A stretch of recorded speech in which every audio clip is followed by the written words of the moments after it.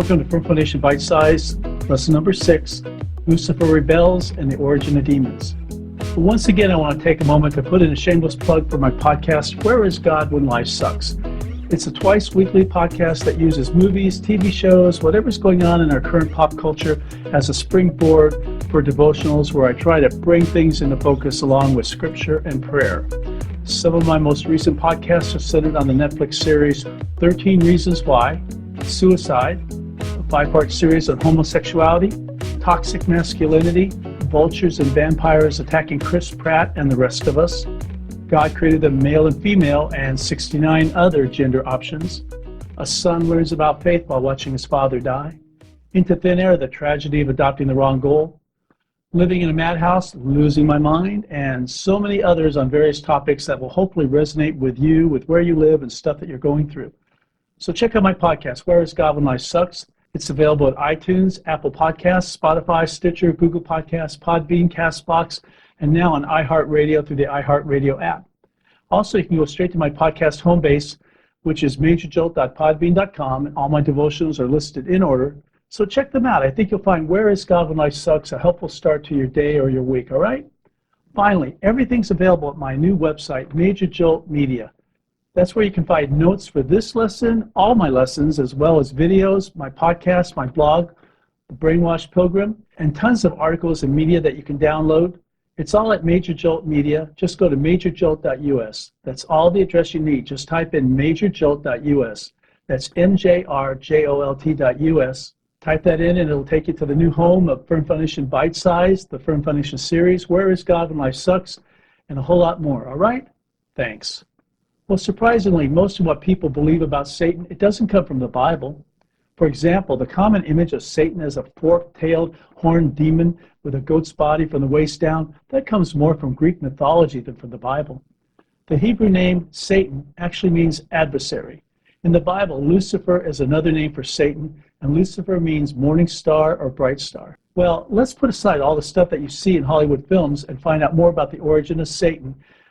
I mean, how did this guy become so evil and the father of all lies? Well, we begin with A, intro.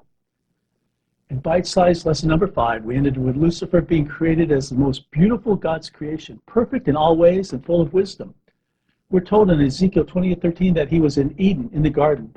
And a few lessons down the road, we'll see how Satan manifests himself to Adam and Eve there in the Garden of Eden. B, Lucifer becomes proud and rebels. We're told in Ezekiel that Lucifer became very proud of his beauty, intelligence, and position. I mean, have you ever met anyone like that?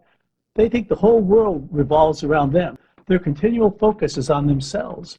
We call that type of person a narcissist. They're basically in love with themselves and everything they do and say. The dictionary definition of narcissism is the pursuit of gratification from vanity or egotistic admiration of one's idealized self-image and attributes. The word narcissism originates from the Greek myth of Narcissus, a handsome young hunter known for his beauty. One day while he's in the woods, he stops to take a drink of cool water from a completely still silver pond. As he kneels down at the edge, he sees his own reflection, and he falls in love with it. He tells the image, "I love you." Unable to pull himself away from the beauty of his own image, he disregards eating or drinking. Pining away for the image he has fallen in love with, he dies, eventually turning into the beautiful flower that now bears his name. Ezekiel 20:17 gives us a little bit more information about Lucifer. It says, "You became too proud because of your beauty. You wasted your wisdom because of your greatness. So I threw you to the ground, and I left you in front of kings so that they could see you." Another passage of Scripture gives us insight into Lucifer's attitude in Isaiah 14. "You said in your heart, I will ascend to heaven above the stars of God. I will set my throne on high. I will sit on the mount of assembly in the far reaches of the north. I will ascend above the heights of the clouds. I will make myself like the Most High." You see, Lucifer wanted to be like God. He wanted to take over God's position as ruler over all things. Now you may be wondering, well, if Lucifer was created perfect, how could he rebel? Well, the Bible doesn't give us any clear answer for this, but it does show many examples of the fact that God allows choices to be made. Look at Isaiah chapter 14, starting verse 13. Notice that Lucifer said, "I will ascend, I will exalt, I will sit, I will ascend, I will be like the Most High." In other words, Lucifer was on a major ego trip. It was I. It was all about him. We come to see Other angels followed Lucifer in his rebellion. Many of God's angels followed Lucifer as their leader. They too rebelled against God. In Revelation chapter 12, starting verse 7, then a war broke out in heaven. Michael and his angels had to fight a war with the serpent. The serpent and its angels fought, but it was not strong enough, and there was no longer any place for them in heaven. The huge serpent was thrown down. That ancient snake named Devil and Satan, the deceiver of the whole world, was thrown down to earth. Its angels were thrown down with it. Now we come to D. God knew what Lucifer and the other spirits were thinking and planning. You see, God knows everything. He knew that Lucifer had become proud and wanted to take the place of his maker. God knew Lucifer's thoughts and the thoughts of each of his rebellious spirits. In Hebrews 4:13, we're told, nothing in all creation is hidden from God. Everything is naked and exposed before his eyes, and he is the one to whom we are accountable.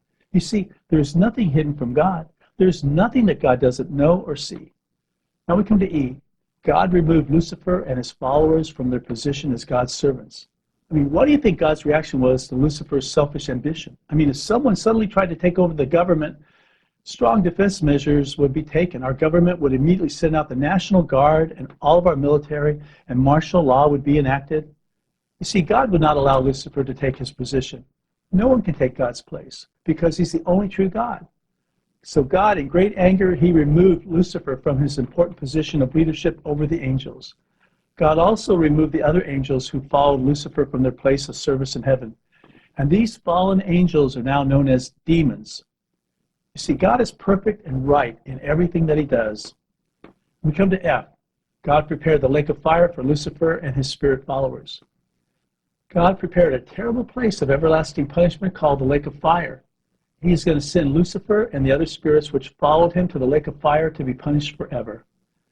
You see, God won't tolerate disobedience to himself, and God always punishes those who fight against him. In Matthew 25:41, it refers to the eventual punishment of the devil and his angels. It says, then the king will say to those on his left, get away from me, God has cursed you. Go into everlasting fire that was prepared for the devil and his angels. Revelation 20 verse 10 tells us that at the end of the world, the devil will be cast into the lake of fire and shall be tormented day and night forever and ever. Now we come to G. Lucifer and his angels, they hate God. Satan and his demons are now active all over the earth. In Job chapters 1 and 2, it records conversations between God and Satan, in which Satan says that he's been going to and fro over the earth, walking up and down it. And also, as mentioned before, many passages in the Bible record demon activity on the earth, and we'll talk about that in upcoming lessons. In our next lesson, Firm Foundation Bitesize Lesson number 7, we'll look at God's creation of the heavens and the earth in Genesis chapter 1. Until then, this is Pastor Dale saying, Shalom.